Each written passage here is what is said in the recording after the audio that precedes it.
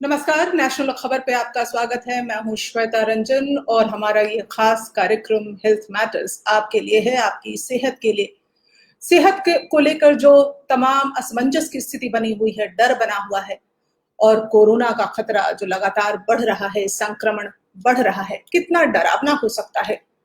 आपको ये जानना भी जरूरी है कि मौत का अनुपात साथ साथ अगर आंकड़े बढ़े हैं तो मौत का अनुपात घटा भी है। ये एक बहुत अच्छी खबर है। लेकिन फिर भी भारत जो है वो एक ऐसा देश है जो 10वें से बहुत ही कम समय पे चौथे नंबर पे पहुंच चुका है। कोरोना का खतरा यहाँ इतना ज्यादा गहरा चुका है। यूएस, ब्राजील और रशिया के बाद ये चौथे नंबर पर है। आंकड़ा 5 लाख से पार कर चुका है। रोजाना 15,000 से ज्यादा के मामले सामने आ रहे हैं। ऐसे में भारत कितना तैयार है इससे लड़ने के लिए, इससे निपटने के लिए। इस पर बातचीत करने के लिए हमारे साथ हैं डॉक्टर संदीप चतुर्थ, रीजनल सीईओ और group of medical directors of metro hospital. ये एक बहुत ही सम्मानित डॉक्टर हैं। जी हाँ, इन्हें बेस्ट सीईओ का अवार्ड भी मिल चुका है और तमाम कई और अवार्डों से ये नवाजे जा चुके हैं। बहुत ही खास इन्होंने रिसर्च किया है कोरोना के ऊपर और जो मेट्रो ग्रुप ऑफ हॉस्पिटल्स है उसका खासा योगदान है इस मामले में। तो कैसे आप अपनी सेहत का ख्याल रख सकते हैं, आपके क्या राइट्स हैं, भारत इसके लिए कितना तैयार है, इन सब मुद्दों पर बातचीत करने के लिए डॉक्टर संदीप चतुर्थ हमारे साथ हैं। उनका स्वागत करना चाहूंगी। Welcome to the show doctor. Thank you very much Shweta. जी डॉक्टर, तो शुरुआत करते हैं। वैसे तो पूरा देश ही नहीं, पूरा विश्व, वैश्विक स्तर पर देखा जाए तो हम सब जूझ रहे हैं। ऐसे में कितना खतरनाक हो सकता है, इसका मैग्नीट्यूड कहां तक पहुंचा है और इसकी पीक स्थिति, ऐसा लोग सोच रहे हैं, अनुमान लगा रहे हैं कि 5 लाख का ये आंकड़ा जो है वो 50 लाख तक भी जा सकता है। तो कितने तैयार हैं हम? आप अपने सवाल पूछ सकते हैं, अपने सवाल लिखिए, हमसे शामिल करेंगे। आपके मन में कोई भी सवाल है, कोई भी राय लेना चाहते हैं डॉक्टर संदीप चतुर्थ से, तो आप पूछ सकते हैं। जी डॉक्टर, ये सवाल है कि मैग्नीट्यूड कब तक हम पीक पर पहुंचेंगे? क्या अभी तक पीक नहीं आया? 5 लाख का आंकड़ा पार कर चुका है और भारत इसके लिए कितना तैयार है? देखिए श्वेता, अभी पीक नहीं आया है कोरोना का। भारत में अभी 5 lakh cases at this point of time हो चुके हैं। लेकिन खुशी की बात यह है कि डेथ का नंबर जो है इंडिया में वो 2.8% है। अप्रॉक्सीमेटली 15,000 डेथ्स हुई हैं अभी तक इंडिया में। डेथ का जो परसेंटेज है इंडिया में वो वर्ल्ड में ऑलमोस्ट सबसे कम है। ये एक खुशी की बात है। लेकिन जो इंसिडेंस और मैग्नीट्यूड ऑफ डिजीज है इंडिया में वो 50 लाख तक जा सकता है। और आने वाले 3 महीने में रिपीट करूँगा, 2 से 3 महीने में ये पीक करेगा। और क्योंकि इंडिया की पॉपुलेशन इतनी ज़्यादा है, इस वजह से इंडिया में वर्ल्ड के सबसे ज़्यादा इंसिडेंस ऑफ केसेस हो सकते हैं, जिसमें हम यूएसए को भी पीछे छोड़ सकते हैं। और डेफिनेटली 50 लाख से भी ज़्यादा संख्या हो सकती है। लेकिन जो मैं शुरुआत में हाईलाइट कर रहा था, जैसे विकसित देश हैं, ब्राज़ील हो गया, यूएसए हो गया, इटली हो गया, वहाँ पे जो डेथ रेट है वो 10% से भी ज़्यादा है कोरोना वायरस में। और कुछ ऐसी कंट्रीज हैं जहाँ पर तो 15% से भी ज़्यादा डेथ रेट है। तो जिसे हम कहते हैं ना मोर्टेलिटी इंडेक्स, वो इंडिया का ऑलमोस्ट लोएस्ट है, लेस देन 3% है, 2.8 2.9% है। ओवरऑल अगर हम कंट्री का मोर्टेलिटी इंडेक्स देखें, और ये एक बहुत मतलब संतोषजनक बात है कि लेकिन ये डिजीज बहुत तेजी से बढ़ रहा है। अभी दिल्ली की बात करें तो दिल्ली में 70,000 केसेस हो चुके हैं जी। और 246 जो हैं मिल चुके हैं। तो स्टीप राइस, जो नंबर्स बढ़ रहे हैं वो बहुत तेजी से बढ़ रहे हैं। और इस वजह से गवर्नमेंट को इसको टैकल करने के लिए बहुत कोशिश करनी पड़ रही है। भारतवर्ष में अभी तक हमने 79 लाख टेस्ट किए हैं कोरोना के लिए। जब हमने शुरुआत की थी लॉकडाउन पे, तो लॉकडाउन के टाइम पे से हमें टाइम मिल गया। लॉकडाउन का मेन एडवांटेज ये रहा कि कोरोना से लड़ने के लिए हमें तैयारी का टाइम मिल गया। और जी शुरुआत में 10,000 टेस्ट रोज हो रहे थे, जो कि आज 2 लाख टेस्ट रोज किए जा रहे हैं कोरोना वायरस को डिटेक्ट करने के लिए। और जी इसमें हाईलाइट करना चाहूँगा, जो कन्फर्मेटरी टेस्ट है वो पीसीआर वाला टेस्ट है, वो रैपिड एंटीजन टेस्ट नहीं है। क्योंकि इसमें 2 तरीके के टेस्ट होते हैं। एक टेस्ट होता है रैपिड एंटीजन, जो कि कम्युनिटी जो एंटीबॉडी को डिटेक्ट करता है, बट वो कन्फर्मेटरी टेस्ट नहीं है। ओके जो वायरस को करता है एंटीजन को, वो ही कन्फर्मेटरी टेस्ट है। और वो टेस्ट जो है, अब हम 2 लाख टेस्ट कर रहे हैं रोज। तो गवर्नमेंट ने जो ये 3 महीने का लॉकडाउन का पीरियड किया, ये बहुत अच्छा स्टेप था। इससे हमें तैयारी करने का टाइम मिल गया। अपने हॉस्पिटल्स की प्रिपेयर्डनेस, जैसे मेट्रो ग्रुप में हमारे 11 हॉस्पिटल हैं और हमारे चेयरमैन रिस्पेक्टेड डॉक्टर पुरुषोत्तम लाल पद्मश्री, पद्म भूषण और बीसी राय अवार्ड से सम्मानित हैं। तो हम अफोर्डेबल केयर प्रैक्टिस करते हैं। और दूसरा, बहुत बढ़ चढ़ के मेट्रो ग्रुप इसमें योगदान दे रहा है कोरोना की फाइट में। और हमने स्पेशली इसके लिए जो इनिशिएटिव्स लिए हैं, उसमें हमने हर हॉस्पिटल के अंदर एक thermal screening centre at the entry point create किया है।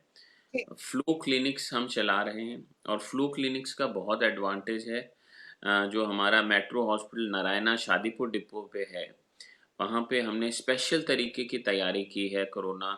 और मैं बड़ा खुशी से बता रहा हूँ कि हमने 40 से ज़्यादा पेशेंट्स जो कि पॉजिटिव थे, उनको नेगेटिव कर दिया है लास्ट 1 मंथ में। तो ये बीमारी को हम अच्छे से लड़ रहे हैं। इस बीमारी से लड़ने के लिए जो सबसे बड़ा आर्म्स एंड एमुनिशन है, वो है पीपीईस और N95 mask. So are we ready with the PPEs and masks? Because उसकी अवेलेबिलिटी भी एक बहुत बड़ा सवाल है। अब लोग बाहर निकलते हैं, जो अपने काम पे जा रहे हैं, उनको पीपीई किट अवेलेबल नहीं हो पाता है। वो चाहते भी हैं कि मिले, तो भी मुश्किल है। So is India prepared to tackle this? देखिए, इंडिया ने इसमें काफ़ी इनिशिएटिव लिए हैं कि जब ये बीमारी शुरुआत हुई थी, तो पीपी किट्स इंडिया में बनते ही नहीं थे, इंपोर्ट होते थे चाइना से। लेकिन आज पीपी किट्स इंडिया में बन रहे हैं, और इंडिया ने इसकी जो मैन्युफैक्चरिंग और इसकी जो अवेलेबिलिटी को बहुत तेज़ी से बढ़ाया है। और आज हमारे पास रिसोर्सेज हैं कि हम इसको अच्छे से फाइट कर सकते हैं। इसमें 4-5 चीज़ें बड़ी ज़रूरी होती हैं। एक तो N95 मास्क होता है, जी जिसमें ट्रिपल फिल्टर मास्क होता है, जिससे कि वायरस पेनिट्रेट ना कर सके। क्योंकि आपको पता है, ये ड्रॉपलेट इन्फेक्शन रेस्पिरेटरी ट्रैक्ट से एंटर करता है। तो इसलिए मास्क की भी प्रोडक्शन इंडिया में बड़े अच्छे स्तर से अब हो रही है। और दूसरी चीज़ है कि जो फेस शील्ड्स हैं, गॉगल्स हैं, और पर्सनल प्रोटेक्टिव इक्विपमेंट्स हैं, ये तरीके से हमारा मेन एमुनिशन है कि इस बीमारी से लड़ने के लिए। और वो उसका बहुत अच्छे से इंडिया में अब उत्पादन हो रहा है, इंडिजिनस तरीके से हो रहा है, और अवेलेबिलिटी भी पहले से काफ़ी ज़्यादा है। लेकिन मुझे लगता है डॉक्टर, मुझे लगता है कई हद तक जैसे ये पर्सनल जो इक्विपमेंट्स आप कह रहे हैं, प्रोटेक्शन गेयर्स जो है, फेस शील्ड हो या पीपी किट्स हो, ये एक मिडिल क्लास से लेकर अपर हाई क्लास तक तो लोग अफोर्ड कर सकते हैं। बट जनरली जो ये बीमारी फैल रही है, पीपल लिविंग इन स्लम्स और the lower strata of the society, can they afford it? क्योंकि उनको तो काम पे जाना ही है, तो बिकॉज वो रोज की कमाई है उनकी। ऐसे में फिर how to they deal with it? क्योंकि ये तो ऐसे गैस हैं जो चाहिए। देखिए इस बीमारी से बचने के लिए जो स्लम्स में रह रहे हैं या पॉपुलेटेड एरियाज़ में रह रहे हैं, उनको पीपीईज़ पहनने की ज़रूरत नहीं है काम पे जाने के लिए। उनको हैंड हाइजीन सबसे ज़रूरी है इसके अंदर, कि रेगुलरली अपने हाथ को धोते रहना, और उसमें 70% अल्कोहल वाला हैंड रब होना चाहिए, या सोप वाटर भी 100% इसके लिए प्रभावी है। तो हैंड वॉशिंग जो है वो सबसे इम्पॉर्टेंट स्टेप है इस बीमारी से बचने के लिए। दूसरी बात है कि 2 गज की दूरी बड़ी ज़रूरी, कि जो सोशल डिस्टेंसिंग है वो बहुत इम्पॉर्टेंट इनिशिएटिव है, जो कि स्लम्स में या जनरल कम्युनिटी को फॉलो करके इस बीमारी से हम, देखिए हम फेस टू फेस मीटिंग करने की बजाय ऑनलाइन मीटिंग कर सकते हैं, टेलीफोन पे बात कर सकते हैं। पर्सनल मीटिंग्स को अवॉइड करना ये कॉमन आदमी कर रहा है, और ज़्यादा करना चाहिए। और क्राउडेड जगहों पे जाना अवॉइड करना चाहिए बिल्कुल, ये बहुत ज़रूरी है प्रोटेक्ट करने के लिए, क्योंकि क्राउडेड जगह से जाने से हमें संक्रमण, ये एक वैश्विक महामारी है, तो संक्रमण का जो चांस है वो बहुत ज़्यादा बढ़ जाता है।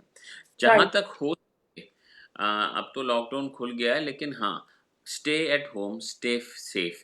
लेकिन काम पे जाना है, वो भी जाना है, तो आप N95 मास्क पहन के जा सकते हैं। किसी के साथ जैसे बैठ रहे हैं तो 2 गज की दूरी बना के रखिए, ठीक है ना। अगर हम वो खांसी आती है, कफ आती है, तो अपने एल्बो में उसको हम कफ करें, जिससे कि वो ड्रॉपलेट इन्फेक्शन दूसरे, इसे हम कहते हैं रेस्पिरेटरी हाइजीन। रेस्पिरेटरी हाइजीन बड़ा इम्पोर्टेंट स्टेप है, जो कि साधारण आदमी फॉलो करके इस बीमारी से बच सकता है। और इससे भी ज़्यादा ज़रूरी है कि हम लोगों को एक क्योंकि इंडिया में इम्यूनिटी का जो बूस्टर्स हैं, जो हमारी जो डाइट है, वो इतनी एनरिच डाइट है, जिसमें हम गार्लिक, जिंजर, लहसुन जिसे कहते हैं, हल्दी, इन सब का सेवन करते हैं, जो मसाले, तो ये सारे के सारे जो हैं ये एक इम्यूनिटी बूस्टर्स हैं। विटामिन सी, जिसे आप नींबू ले लें तो वो भी natural form of vitamin C है। तो जो हमारे खाने बनाने की प्रक्रिया है, और जो हमारी नेचुरल शैली है, वेस्ट में के अनुरूप नहीं, हम अपने हिसाब से जो बनाते हैं, वो भी हमारी इम्यूनिटी को बहुत बूस्ट करके रखता है। तो गर्म पानी रेगुलरली पीते रहना, ठीक है। क्योंकि ये जो वायरस है गले से ही एंटर करता है, नाक से गले में। तो अगर हम दिन में 2 से 3 बार गर्म पानी पिए, तो ये वायरस ऑटोमेटिकली ही गले में डिस्ट्रॉय हो जाएगा। तो एक सवाल है हमारे बीच, आशुतोष शेखर लिखते हैं, good morning doctor Sandeep, what are the precautions we have to take now when we are heading in unlockdown phase. तो ये वही सवाल है जिस पर हम बातचीत कर रहे थे अभी, कि आप किस तरह के प्रिकॉशंस आप ले सकते हैं, along with the precautionary gears जो आप पहन सकते हैं, उसके अलावा अपने खान पान का आप ध्यान रख सकते हैं। और हमारे साथ है विकास Mahech, very nice sir, and very important knowledge sharing, he writes. And we have Sanjeev Rankawat with us, great knowledge on COVID-19. ये लिखते हैं। तो ये तो आप बता रहे हैं डॉक्टर की पर्सनल लेवल पे क्या हम प्रिकॉशन ले सकते हैं, अपनी केयर कैसे कर सकते हैं, लेकिन अब वो फेज निकल चुका है कि लोगों को हम ये समझाएं कि आपको करना क्या है। अब ज्यादातर लोग ये तो समझ रहे हैं कि करना क्या है, फिर भी बाहर जाने से घबराते हैं। तो क्या आपको लगता है India has to learn to live with it, कि अब मतलब आपको काम पे जाना ही है, तो क्या इंडिया में अब लोग ये समझ लें कि नहीं, ये तो एक हमारे जीवन का हिस्सा है, अपने आप को हम जितना बचा सकें बचा के रखना चाहिए बस।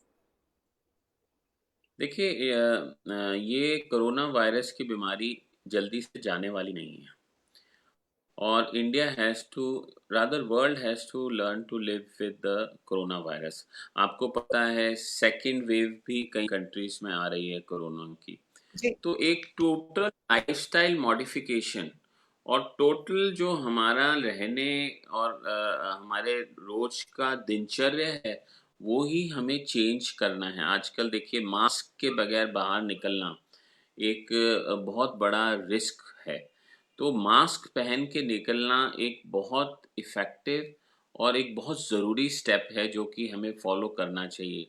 और इसके साथ में हैंड हाइजीन मैंने आपको बताया, विटामिन सी का सेवन ज़्यादा से ज़्यादा करना, सोशल डिस्टेंसिंग मेंटेन करना, ये सारे हम डे टू डे अपनी लाइफस्टाइल में अडॉप्ट करके और पर्सनल मीटिंग्स की बजाय ऑनलाइन मीटिंग्स को ज़्यादा करके हम इन बीमारियों से बच सकते हैं, बहुत हद तक बच सकते हैं। और जैसे मैंने बताया कि जो केस फैटेलिटी रेशियो है वो लेस देन 3% है। तो इसलिए बहुत ज़्यादा फ़ियर साइकोसिस भी नहीं होना चाहिए कि ऐसी भी नहीं है। देखिए जो कि लाइफ थ्रेटनिंग बीमारी है। अगर 100 पेशेंट्स इस बीमारी से इन्फेक्ट होते हैं तो 85% लोग तो अपने आप ही ठीक हो जाते हैं घर पे। तो उनको कोई ऐसा नहीं कि जैसे इंडिया में अगर 5 लाख केसेस हुए हैं तो 3 लाख ठीक हो चुके हैं। मतलब 60% से ज़्यादा लोग ठीक हो चुके हैं ऑलरेडी इस बीमारी से। अभी 2 लाख एक्टिव केसेस हैं इंडिया में और टोटल 15,000 डेथ्स हुई हैं अभी तक, जो अभी के आंकड़े हैं इंडिया के। तो हमें बहुत ज़्यादा इससे डरना भी नहीं चाहिए इस बीमारी से, क्योंकि ये इतनी लाइफ थ्रेटनिंग बीमारी नहीं है। हमारी जो नेचुरल डाइट है उसमें भी इम्यूनिटी बूस्टर्स काफ़ी रहते हैं। तो प्लस इसके साथ मैं हाइलाइट करना चाहूँगा कि अगर हो जाए बीमारी और वो 15% में आए, जो 85% तो अपने आप होम आइसोलेशन या क्वारंटाइन से ही इससे अपने आप बॉडी इम्यूनिटी बना लेती है और रिकवर कर जाएंगे।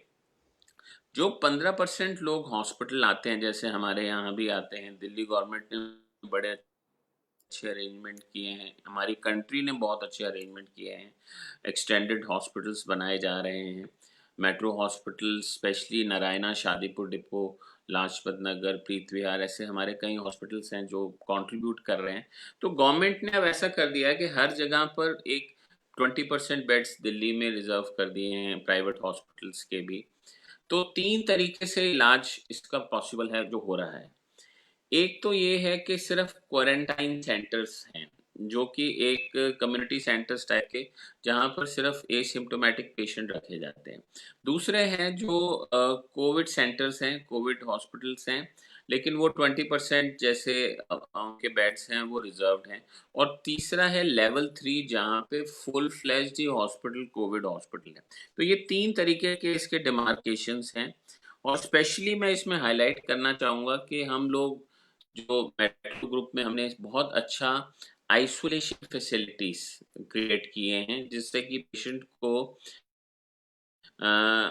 एक अलग फ्लोर पे रखा जाता है जिस कोविड होता है, और उसको देखने के लिए स्टाफ को personal protective equipments, N95 mask और हैंड रब्स और प्लस फेस शील्ड्स और गॉगल्स, इस तरीके से पर्सनल प्रोटेक्टिव इक्विपमेंट्स दी जाती हैं। बहुत अच्छी प्रोटोकॉल्स बनाई जा रही हैं और हम इसे इम्प्लीमेंट कर रहे हैं, जैसे कि मैंने आपको बताया स्क्रीनिंग काउंटर्स हॉस्पिटल्स में, फीवर क्लिनिक्स हो गया, फॉर्मेट्स हैं जिसमें डिक्लेरेशन फॉर्म्स हैं, और ट्राइजिंग की प्रोटोकॉल्स हैं कि किस पेशेंट को, अब चेस्ट एक्सरे हम ज़्यादा से ज़्यादा करके पेशेंट्स को स्क्रीन करते हैं कि अगर चेस्ट, जो पेशेंट भी एडमिट हो रहा है, हम चेस्ट एक्सरे करके देखते हैं कि उसकी चेस्ट एक्सरे क्लियर है, उसमें कोई इन्फेक्शन का अगर आता है तो फिर हम उसको कोविड के टेस्ट के लिए, और कोविड के रिजल्ट भी अब 24 आवर्स में आने लगे हैं, और कोविड के रेट्स भी कम हो गए हैं टेस्ट के, जो कि पहले 4500 थे, अब 2400 हो गए हैं। तो इससे भी बड़ा लोगों को ज़्यादा मास स्केल पे टेस्टिंग की जा रही है, जो कि बहुत ज़रूरी है। और ट्रीटमेंट गाइडलाइंस जो मैंने आपको बताई, mild, moderate and severe cases के लिए ये बड़ी ज़रूरी है। स्टाफिंग पैटर्न्स हैं, जिस डॉक्टर्स हैं, नर्सेस हैं, जो कि हमारे फ्रंट लाइन वॉरियर्स हैं, and they are the backbone and they are the main people तो उनको और ज़्यादा एम्पावरमेंट और ज़्यादा प्रोत्साहन देना और डिसइंफेक्शन की प्रोटोकॉल्स। देखिए अक्सर मैंने देखा है कि मतलब इस तरीके की बीमारियों में हाउसकीपिंग स्टाफ का योगदान बहुत इम्पोर्टेंट रहता है। तो हम मेट्रो ग्रुप में भी इसको बहुत ज़्यादा हाईलाइट करते हैं और बहुत ज़्यादा रिगरसली इम्प्लीमेंट कर रहे हैं कि जिसमें फॉगिंग हो गया या क्लीनिंग हो गया या डिसइंफेक्शन हो गया, ओटी गार्ड से हो गया, तो जिससे कि ये बीमारी जो है ये फैल ना सके और एक बंदे से दूसरे, तो हाइजीन और क्लीनिंग, डिसइंफेक्शन और इन्फेक्शन कंट्रोल कॉल्स बहुत ज़रूरी हैं। लेकिन दिल्ली जो है वो खास तौर पर जो सामने बातें आती हैं कि प्रिपेयर्ड नहीं है। जिस संख्या जितनी तेजी से बढ़ रही है उसके लिए दिल्ली में बेड्स की कमी है, कॉस्ट इफेक्टिव नहीं था, अभी थोड़ा किया गया है, तो लोग टेस्टिंग के लिए जाएं, कॉस्ट इफेक्टिव हो, बेड्स अवेलेबल हो, ये सब की सुविधाएं कैसे मुहैया कराई जा रही हैं लोगों को? देखिए अभी गवर्नमेंट ने इनिशिएटिव लेके 10,000, 14,000 और 18,000 पे कैपिंग कर दी है। 10,000 for single isolation room, 14,000 for ICU without ventilator and 18,000 for ICU with ventilator. तो इस तरीके की कैपिंग करके क्या है, जो कॉस्ट आम आदमी को पेमेंट जो करनी पड़े उस पे बहुत एक रिलीफ दी गई है, क्योंकि इसको कॉस्ट इफेक्टिव बना दिया गया है। और जनरली पेशेंट को जब वो आता है, एक बार कोविड टेस्ट होता है, 1 हफ्ते के बाद फिर रिपीट किया जाता है। तो पेशेंट को 1 हफ्ते से 10 दिन, हो सकता है 14 दिन तक भी रहना पड़ जाए हॉस्पिटल के अंदर। जी। लेकिन अगर टेस्ट नेगेटिव आ जाता है 10 दिन के अंदर, तो वो फिर होम क्वारंटाइन 1 हफ्ता घर पे रह के भी अपना टाइम बता सकता है। तो कॉस्ट कंटेनमेंट एक बड़ा इम्पोर्टेंट है, क्योंकि देखिए इस बीमारी की वजह से इकोनॉमी का बहुत इम्पैक्ट आया है। इंडिया में अनएम्प्लॉयमेंट रेट 6% से 26% हो गई है। दिल्ली में 2 करोड़ की पॉपुलेशन है और आपको पता है एक दिल्ली एक बहुत ही हाईली क्राउडेड जगह है, जी। जहाँ रिस्क फैक्टर्स भी बहुत एडिशनली ऐड है और इस वजह से चैलेंज भी थोड़ा ज़्यादा बड़ा स्केल पे है दिल्ली में। इंटरनेशनल एयरपोर्ट और जो ट्रांसपोर्टेशन के, महाराष्ट्र में भी आप देखें तो जहाँ पर नेशनल एयरपोर्ट, वहाँ पर इसकी जो रिस्क और जहाँ स्लम्स ज़्यादा होंगे, जहाँ का इंसिडेंट जो पर स्क्वायर फुट पॉपुलेशन का रेशो ज़्यादा होगा, वहाँ पे इसका रिस्क ज़्यादा होगा, क्योंकि ये संक्रमित बीमारी है। तो चैलेंज ज़्यादा है, लेकिन दिल्ली में काफ़ी स्टेप्स लिए गए हैं। मैं ये कहूँगा जैसे कि RML, LNJP, all India institute, ये पूरी तरीके से इनमें कोविड सेंटर्स, कोविड हॉस्पिटल्स बनाए गए हैं और Rajiv Gandhi super speciality hospital, even Gangaram hospital को भी कोविड हॉस्पिटल बनाया गया है और मेट्रो हॉस्पिटल बहुत बढ़ चढ़ के हमारा हॉस्पिटल इसमें पार्टिसिपेट कर रहा है। Metro hospital Narayana Shadipur depot में हमने 40 बेड डेडिकेटेड तरीके से कोविड के लिए दिए हुए हैं और 2 फ्लोर्स रिजर्व किए हुए हैं। ऐसे ही metro hospital Lajpat Nagar, metro hospital प्रीति विहार में भी हम कोविड सेंटर्स बनाए हुए हैं हमने, और पूरी इंटरनेशनल प्रोटोकॉल्स जो हैं कोविड को लेके, जो उसका क्लिनिकल मैनेजमेंट प्रोटोकॉल है, क्योंकि ये बीमारी को मैनेज करने के लिए एक 10 पेज की प्रोटोकॉल है जो कि डब्ल्यूएचओ ने दी है। तो उसके हिसाब से ही ट्रीटमेंट हम रिगरसली फॉलो कर रहे हैं और रिजल्ट्स भी हमें बहुत अच्छे आ रहे हैं। तो क्योंकि मैंने ये बताया कि अगर हम प्रिकॉशंस लेंगे तो क्रॉस इन्फेक्शन भी नहीं होगा और क्योर रेट, बॉडी अपने आप ही इम्यूनिटी बनाती है, सिर्फ ऑक्सीजनेशन की रिक्वायरमेंट रहती है बहुत ज़्यादा, क्योंकि हमने देखा डॉक्टर, आपसे आपकी आवाज क्लियर नहीं आ रही है। इंटरनेट कनेक्टिविटी पुअर है शायद। कोरोना के जो पेशेंट्स के ऑक्सीजनेशन। जी। Hello, can you hear me? I can hear you, but आपकी तो जो कोरोना पिक्चर। के पेशेंट्स में जो ऑक्सीजनेशन की रिक्वायरमेंट है, यस डॉक्टर। डॉक्टर आप इंटरनेट ये कनेक्टेड। क्लियर है? जी, नाउ इट इज फाइन। तो इसमें जो ऑक्सीजन की हमारा संपर्क डॉक्टर से मेरे टूट को चुका आपकी है, आवाज हम उनको दोबारा जोड़ने की कोशिश करते हैं। तो हमारे साथ थे डॉक्टर संदीप चतरथ, जो बता रहे थे कि भारत में ये बीमारी जो है वो 5 लाख का जो आंकड़ा है वो 50 लाख तक भी पहुंच सकता है।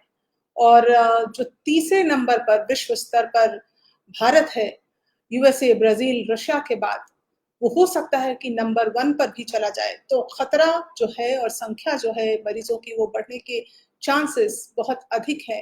लेकिन इन चैलेंजेस के साथ भारत कितना प्रिपेयर्ड है और हमारी लाइफ में हम क्या मॉडिफिकेशंस ला सकते हैं, लाइफस्टाइल को कैसे चेंज कर सकते हैं, इस पर हम बातचीत कर रहे हैं डॉक्टर संदीप चतरथ से। वो हमारे साथ दोबारा जुड़ रहे हैं, उनको मैं एक बार जोड़ने की कोशिश करती हूँ। डॉक्टर, आपको अपना स्क्रीन टर्न करना पड़ेगा, आपकी स्क्रीन जो है वो सीधी नहीं आ रही।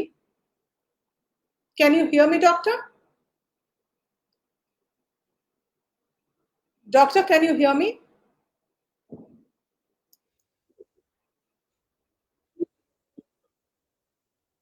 जी जी। जी डॉक्टर, तो आप ऑक्सीजनेशन की बात बता रहे थे। देखिए, ऑक्सीजनेशन में क्या है कि कोविड के ट्रीटमेंट में आइसोलेशन मेन ऑक्सीजनेशन के लिए पाइप्ड मेडिकल गैसेस का अरेंजमेंट रहता है, क्योंकि हमने देखा है 50% से ज़्यादा पेशेंट्स को ऑक्सीजनेशन की ज़रूरत रहती है। और उसके अंदर भी 2 लीटर से लेके 4 लीटर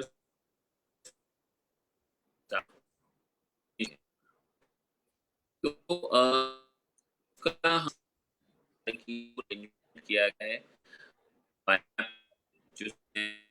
वेंटिलेटर। डॉक्टर, अगर आप मुझे सुन पा रहे हैं तो मैं आपसे अनुरोध करूंगी कि एक बार आप दोबारा कनेक्ट करें, क्योंकि आपकी आवाज जो है क्लियर नहीं आ रही। इंटरनेट जो सिग्नल्स हैं वो ड्रॉप कर रहे हैं शायद। Can you speak now? Can we just do a check again? आप बोल सकते हैं कुछ डॉक्टर?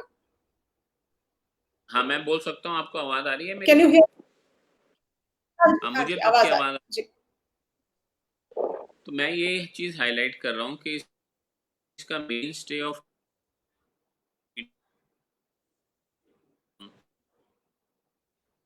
है। अब कुछ दवाइयाँ भी आनी हैं जैसे फेबिफ्लू, बट ये सारी एक्सपेरिमेंटल ड्रग्स हैं। ये कोई प्रूवन ड्रग्स नहीं हैं जिनको हम बोलें, क्योंकि एक वायरस जो है उससे रिकवरी बॉडी खुद देती है। इंडिया में चैलेंज ये है कि इंडिया एक वर्ल्ड कैपिटल है हार्ट डिजीज़ के लिए, डायबिटीज़ के लिए, और जहाँ पे जी कोमॉर्बिडिटीज़ जाती हैं, जी वहाँ डॉक्टर, पर मैं ये ये सवाल जी जी डॉक्टर, मैम। मैं ये सवाल आपको करने वाली थी। उससे पहले हमारे साथ है रुद्राक्ष सिंह। कहते हैं, सर नमस्ते। Do we really have any medical protocol which we are following as we don't have any vaccine of the same? So medical protocol की बात कर रहे हैं। इस पर आप विशेष तौर पे कुछ कहना चाहेंगे? हमने वैसे तो कितना कॉस्ट इफेक्टिव है और क्या है इस पे बात की है, but would you like to take this question and answer him? देखिए, इसमें मेडिकल प्रोटोकॉल एक वेल डिफाइंड प्रोटोकॉल है, जिसमें जब पेशेंट एडमिट होता है उसके इन्वेस्टिगेशंस किए जाते हैं, चेस्ट एक्सरे से लेके ब्लड काउंट्स की जाती हैं उसकी, और उसके बाद में उसको जो मेडिसिन्स है, हाइड्रोक्सीक्लोरोक्विन हो गया या विटामिन सी हो गया, और मेन सपोर्टिव जिसमें हम ऑक्सीजनेशन, जो क्योंकि पेशेंट की सैचुरेशन फॉल करने लग जाती है, जो सबसे बड़ा चैलेंज हमने देखा है, और उसकी रेगुलरली ऑक्सीमीटर्स के साथ और एबीजी के साथ ऑक्सीजन लेवल्स को चेक करते रहना पड़ता है। और इसके साथ में अगर पेशेंट, हमने देखा है 3 से 4 दिन उसको ऑक्सीजनेशन की सपोर्ट दी जाती है, तो रिकवरी फेज में आना शुरू हो जाता है 6 से 7 दिन के अंदर। और अपने आप रिक्वायरमेंट कम होती जाती है ऑक्सीजनेशन की और पेशेंट रिकवर कर जाता है। लेकिन ऐसे 10% केसेस होते हैं जो कि ऑक्सीजनेशन के बाद भी उनकी रिक्वायरमेंट ऑक्सीजनेशन की बढ़ती जाती है और उनको वेंटिलेटरी सपोर्ट 5% लोगों को ज़रूरत पड़ जाती है और उसके अंदर नॉन इन्वेसिव वेंटिलेटर होता है जिसे हम बाईपैप कहते हैं या हाई फ्लो नेसल कैनुलेशन होती है हाई फ्लो ऑक्सीजन डिलीवरी के लिए या फिर फुल्ली इन्वेसिव वेंटिलेटर। तो प्रोटोकॉल जहाँ पे पेशेंट के पास कोई कोमॉर्बिड कंडीशन नहीं है, कोमॉर्बिड कंडीशन में हम डायबिटीज़ कहेंगे या हाइपरटेंशन बोलेंगे, वहाँ पे तो हमने देखा है कि पेशेंट जनरली 7 to 8 डेज में ऑटोमेटिकली रिकवर कर जाता है और एज एक बड़ा इम्पॉर्टेंट फैक्टर है। हमने देखा है जहाँ 65-70 ज़्यादा एज के पेशेंट्स हैं वहाँ कॉम्प्लिकेशंस का रिस्क और ज़्यादा बढ़ जाता है और स्पेशली अगर उनके अंदर हमने देखा है कि उस एज के साथ साथ 65 से ज़्यादा एज है, डायबिटीज़ है, उनको कोई हार्ट की प्रॉब्लम है, तो रिस्क ऑफ मोर्टेलिटी भी इसमें फिर रहता है और वो बहुत प्रोग्रेशन फास्ट होता है। हमने ऐसे केसेस देखे हैं जिसके अंदर जैसे मैंने बताया 90% केसेस टू 95% तो रिकवर कर जाते हैं, पर जो 5% केसेस ऐसे हैं जहाँ पर हमने देखा है कि जो रिकवर नहीं करते तो वहाँ डिटोरिएशन भी होता है और जी। पेशेंट एडमिशन के 4-5th डे तक फेटेलिटी में भी रिजल्ट कर जाता है।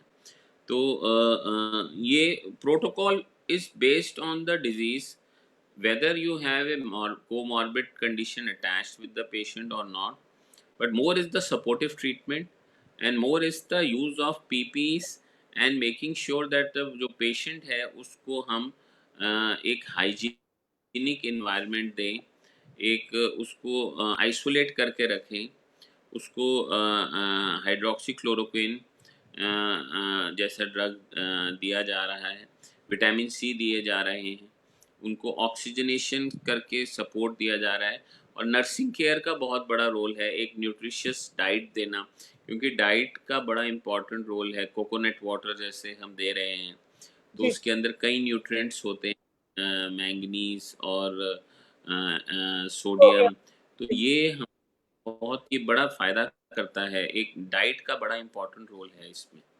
We have one question from Vikas. वो लिखते हैं, what do we know about how the disease affects people and how does the infection spread? ये मैं क्वेश्चन समझ नहीं पा रही हूँ डॉक्टर, क्या आप इसको रीड कर पा रहे हैं? हाँ जी, मैं देख पा रहा हूँ। ये बड़ा अच्छा क्वेश्चन विकास जी ने पूछा है।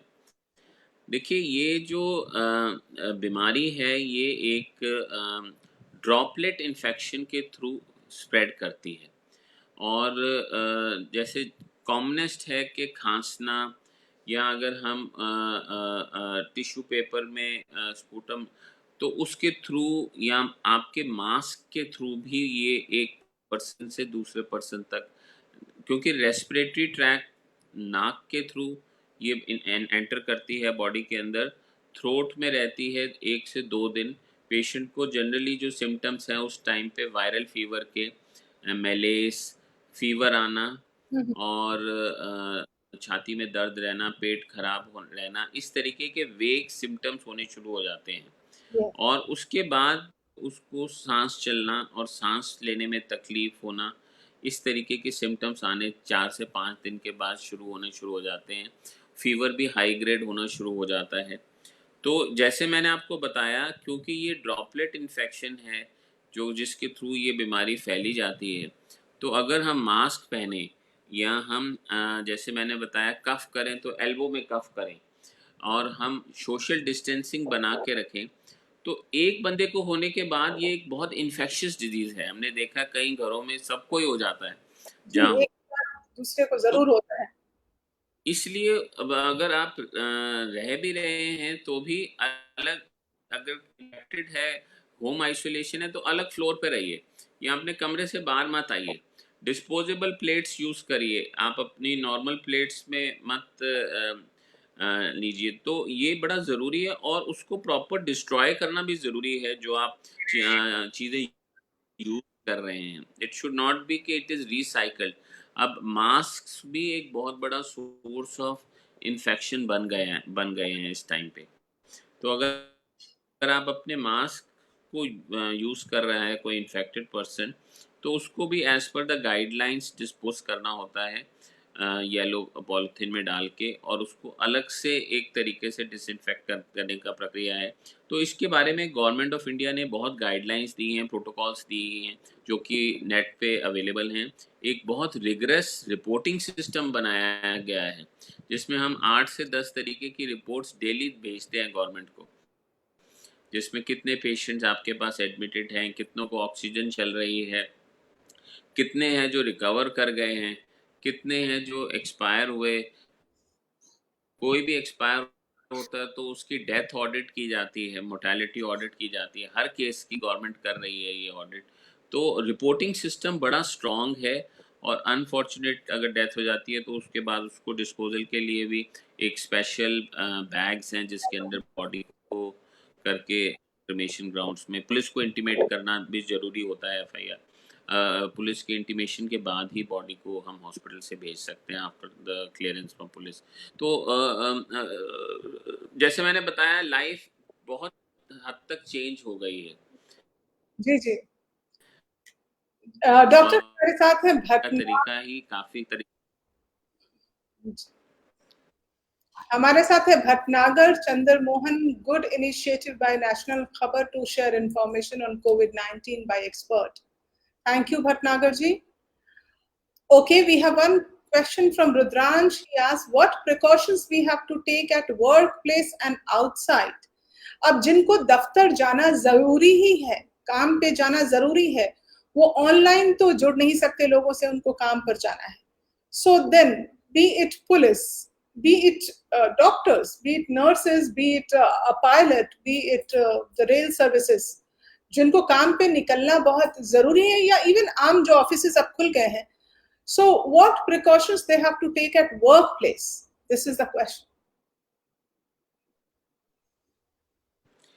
देखिए, वर्क प्लेस के अंदर बहुत ज़रूरी है कि मास्क पहन के रखें। और दूसरी चीज़ ये है कि जैसे मैंने बताया कि ऑनलाइन मीटिंग्स पे ज़्यादा से ज़्यादा हम जोर दें, और उसमें इंटरेक्शन जो है हम ऑनलाइन, आजकल तो सबके पास स्मार्टफोन्स हैं, व्हाट्सएप पे आप जो है वीडियो कॉल कर सकते हो। और during the travel to the work and coming back from the work, आपको स्पेशल प्रिकॉशंस लेके रखनी है उस टाइम पे, कि आप जो सोशल डिस्टेंसिंग, क्योंकि हमने देखा है भीड़ भड़के में अगर इंसान ट्रैवल करता है तो फिर उसमें अगर आप टैक्सी यूज़ कर रहे हो तो आप बैक सीट पे बैठिए, आगे मत बैठिए ड्राइवर के साथ। और अगर बस में भी जा रहे हैं तो एक सीट छोड़ के बैठना ज़रूरी है, जिससे कि वो सोशल डिस्टेंसिंग नॉर्म्स को फॉलो किया जा सके। बार बार आप अपना हैंड जरूर सैनिटाइज करते रहिए वर्क प्लेस में, अपने ऑफिस में ही। जैसे हम मेट्रो हॉस्पिटल में हमने हर वर्क डेस्क के ऊपर हैंड रब प्रोवाइड किया हुआ है, तो एम्प्लॉय बार बार अपना हैंड रब यूज़ करता रहता है, और दिन में 10 बार तक भी हम हैंड रब यूज़ करते हैं। कोई भी सर्फेसिस को छूते हैं तो उसके बाद, तो उसी से ये बीमारी बहुत हद तक कंट्रोल हो जाती है। और सबसे इम्पॉर्टेंट बात ये है कि जो पर्सनल प्रोटेक्टिव इक्विपमेंट्स का जो यूजेज है, वो हम मेट्रो हॉस्पिटल में हम बहुत रिगरसली इम्प्लीमेंट करा रहे हैं। और हमारे चेयरमैन रिस्पेक्टेड डॉक्टर पुरुषोत्तम लाल जी, उनका जो विजन है वो अफोर्डेबल केयर का है। कम रेट में बेहतरीन सर्विसेज हम प्रोवाइड कर रहे हैं, और अफोर्डेबिलिटी के ऊपर हमारा बहुत ज़्यादा इसमें एम्फोसिस रहता है। और वर्क प्लेस में एम्प्लॉयज़ को भी हमने काफ़ी एम्पावर किया हुआ है। एप्रिसिएशन लेटर्स और एप्रिसिएशन सर्टिफिकेट्स आप हमारी फेसबुक्स पे भी देखेंगे, द फ्रंट लाइन वॉरियर्स। तो एप्रिसिएशन ऑफ द, बिकॉज ये doctors nurses, they are the real heroes, they are Yes. The front line warriors. तो उनको उनका कंट्रीब्यूशन रिकॉग्नाइज करना भी बहुत ज़्यादा ज़रूरी है। जी। रुद्रांशी एक और सवाल पूछ रहे हैं, doctor do we have to use any particular type of mask and gloves as per caution? क्योंकि कई बार मास्क पहन के भी लंबे समय तक पहनने से भी आपको you get the feeling of nausea, suffocation. So work place पे आप 8-9 घंटे रहते ही हैं, तो लगातार वो मास्क पहने रहने से भी आपको दिक्कतें आ सकती हैं। देखिए, वर्क प्लेस के अंदर अगर आप किसी के साथ मीटिंग कर रहे हैं तब तो मास्क लगाना बिल्कुल ही ज़रूरी है। लेकिन अगर आप वर्क प्लेस में अपने रूम में अलग से बैठे हो, कोई उसमें और बंदा नहीं है आपके पास, तो मास्क लगाए रखना कोई ख़ास ज़रूरी नहीं है, क्योंकि आप वैसे ही आइसोलेटेड हो, अलग हो और 2 गज़ की दूरी से ज़्यादा आपके पास, जहाँ पे क्राउडेड जगहों पे हम ऑफ़िस एनवायरनमेंट अलाउ नहीं करते। इसलिए इसके अंदर हम स्पेशली हमने इनिशिएटिव्स लिए कि हम ऑफ़िस प्लेसेस को डीकंजेस्ट करके रखते हैं। कि मतलब 2 लोग बैठ रहे हैं तो उनके बीच के अंदर जो जहाँ 4 लोग बैठने थे पहले, वहाँ अब 2 ही लोग बैठेंगे। ये डिस्टेंस, सोशल डिस्टेंसिंग बड़ा ज़रूरी है। मास्क पहन के ही आपने बड़ा अच्छा क्वेश्चन किया, हमने देखा है कि कभी भी एक्सरसाइज नहीं करनी चाहिए। जी, अ, ये मेरा अगला सवाल था। मैंने लोगों को यहाँ देखा है, मास्क पहनकर जो फिटनेस फ्रीक हैं, they are running 8 kilometres, 10 kilometres. Even I used to love running myself, लेकिन मैं नहीं गई हूँ। लेकिन जब मैं उनको मास्क पहन के दौड़ते देखती हूँ, तो कई बार मुझे लालच आ जाता है कि मैं भी निकल जाऊँ क्या? लेकिन फिर मैं आज तक बाहर नहीं निकली 3 महीने से, और मुझे क्या मैं अपने आप को रोक के ही रखूँ या मास्क पहन के दौड़ने जा सकती हूँ?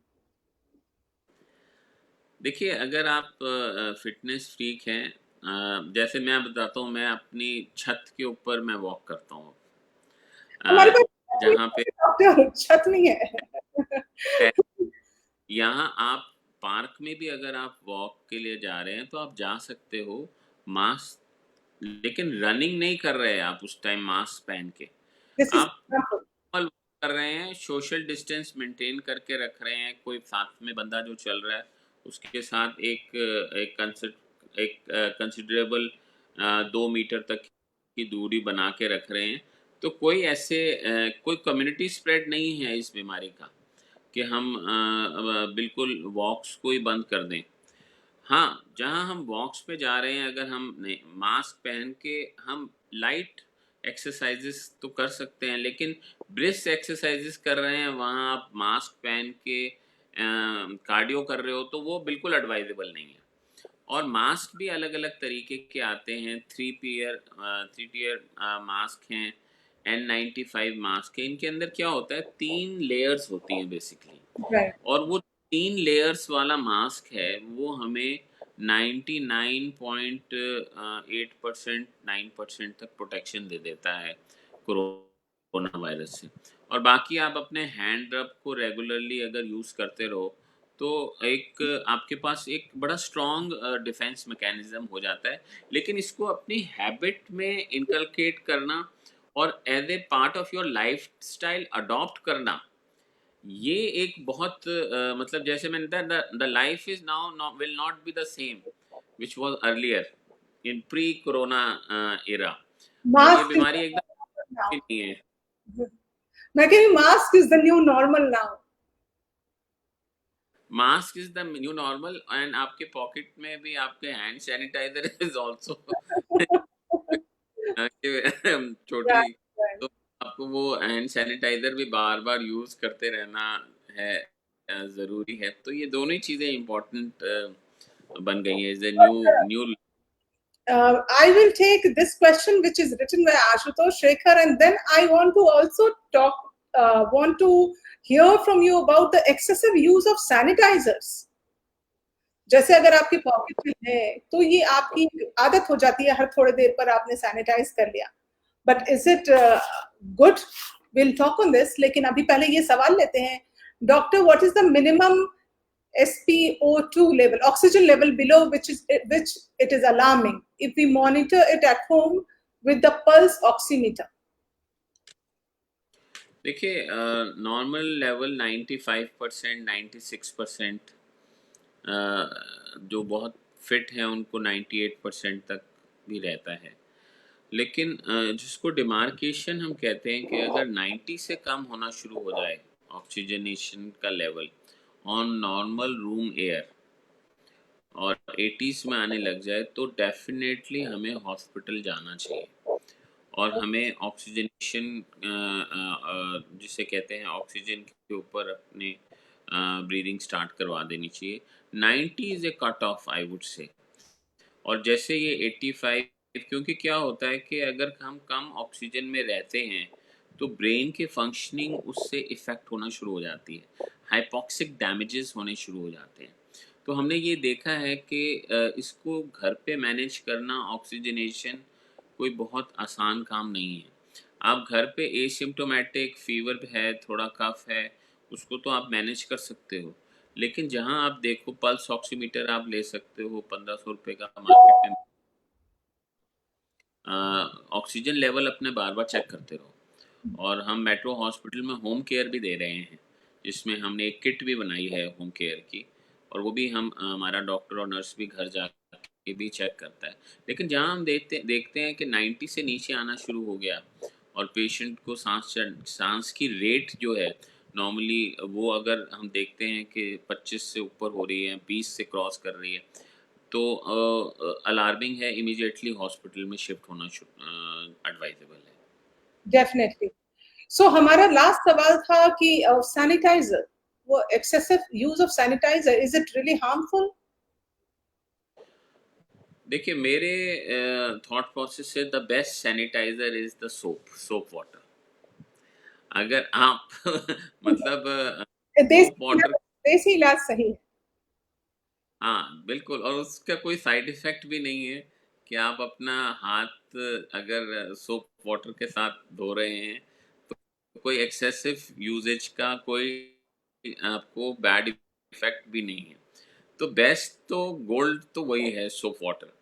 लेकिन हाँ, सोप वाटर हर जगह वाटर की अवेलेबिलिटी नहीं होती। अगर आप ट्रैवल कर रहे हैं, आप सरफेसेस को टच कर रहे हैं, कहीं कार्डबोर्ड है, कहीं स्टील है, तो ये वायरस जो है 72 आवर्स तक रह सकता है सरफेसेस के ऊपर। तो इसलिए बड़ा ज़रूरी है कि फिर आपके पास एक सेल्फ डिफेंस मैकेनिज़्म होना ज़रूरी है कि आप कोई सरफेस को टच कर दिया, अब आप हाथ तो नहीं धो सकते। लेकिन हाँ, you you have to have a mechanism to regularly rub your hands with the sanitizer, but it should not be excessive. Or it can be like this: if when you have touched a surface which is a new, तब करना ठीक है। लेकिन अगर आप excessively सारा दिन ही करते रहोगे उसको, दिन में 25-30 बार कर रहे हैं, आप मुंह पे भी लगा रहे हो, कई लोगों के मैंने देखे मोबाइल खराब हो गए इस चक्कर में, तो उसमें भी एक बार तो समझ में आता है कि आप टिश्यू पे लगा के थोड़ा सा, कईयों के मैंने देखा है कि लैपटॉप्स खराब हो गए हैं जो कि हैंड सैनिटाइजर की वजह से। तो वी हैव टू, जहाँ फिंगर्स टच कर रही हैं उन सर्फेसिस को साफ करना है। एलसीडी के ऊपर लगाने की जरूरत नहीं है क्योंकि वहां पर आपकी फिंगर्स।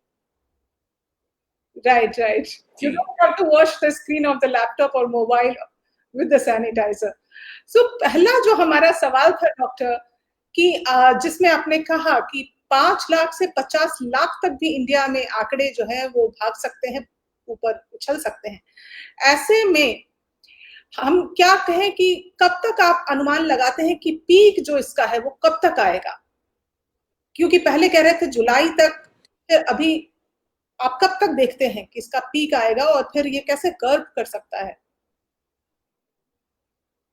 देखिए ये इसका पीक जो है अगस्त एंड तक मैं एक्सपेक्ट करता हूँ, क्योंकि ये जो बीमारी है एक्चुअली इसका स्प्रेड इतना ज़्यादा है।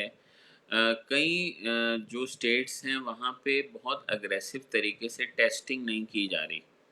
दिल्ली में तो अभी टेस्टिंग को बहुत ज़्यादा स्केल पे किया जा रहा है, इसलिए हाई इंसिडेंस ऑफ केसेस नज़र आ रहे हैं। लेकिन ऐसा नहीं है कि और स्टेट्स में केसेस नहीं हैं, वहाँ उतनी ज़्यादा टेस्टिंग फैसिलिटी नहीं है, इसलिए हम बैठे हैं कि हमें लग रहा है कि वहाँ इन्फेक्शन नहीं है। ऐसा नहीं है। केसेस 5 लाख जो आंकड़े नज़र आ रहे हैं इस टाइम पर भी हमारे यहाँ पर, मैं एंटिसिपेट कर रहा हूँ 10 लाख से ज़्यादा केसेस होंगे। हमारी कंट्री में। अब जैसे हमारा जो टेस्टिंग और कॉन्टैक्ट, ये सबसे ज़्यादा इफ़ेक्टिव मैकेनिज़्म है। अगर हम टेस्ट करते हैं और पॉजिटिव आता है, अपने फ़ोन में आप आरोग्य सेतु डाउनलोड करके रखिए, और जिन जिन लोगों से आप मिले हैं उनको उनकी टेस्टिंग कराना, ये सबसे इम्पॉर्टेंट प्रभावी मेथड है जिससे कि हम केसेस को डायग्नोस कर पाएंगे।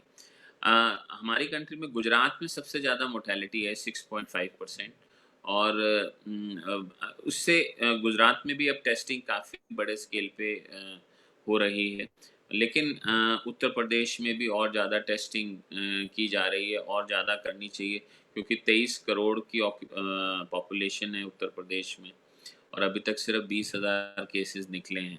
जी तो जी कहने का मतलब है कि, और जहाँ विलेजेस हैं वहाँ पर इसका संक्रमण, माइग्रेंट्स जो मूव किए हैं अपने विलेजेस में वापस, वहाँ पर भी और ज़्यादा इंटेंसिफाई करने की ज़रूरत है। तो मैं एक्सपेक्ट कर रहा हूँ कि अगस्त एंड तक इसमें पीक आएगा, लेकिन डरने की और फोबिया डेवलप करने की ज़रूरत नहीं है कोरोना वायरस से, क्योंकि जैसे मैंने बताया मोर्टेलिटी लेस देन 3% है। और अगर हम ये जो लाइफस्टाइल के अंदर ये रेस्पिरेटरी हाइजीन और ये सारे स्टाइल मॉडिफिकेशंस को इनकॉर्पोरेट कर लें, mask is the new way of life, तो आजकल तो बड़े डिज़ाइनर मास्क आने शुरू हो गए हैं, तो it has become it is a new means it's all together a different. Picture halls में नहीं जा सकते हैं आप, मॉल्स में नहीं जा सकते, ऐसी क्राउडेड जगहों पे बिल्कुल भी नहीं जाना चाहिए कहीं पे भी। तो वो अभी इस टाइम पर मुझे लगता है कि आने वाले 3 महीने तक तो बिल्कुल भी संभव नहीं हो पाएगा, 3 से 4 महीने तक। जी डॉक्टर। तो डॉक्टर, मैं आपका शुक्रिया अदा करना चाहूंगी कि इतनी आपने बेहतरीन बातें, इतना जो आपने नॉलेज शेयर किया है हमारे व्यूअर्स के साथ।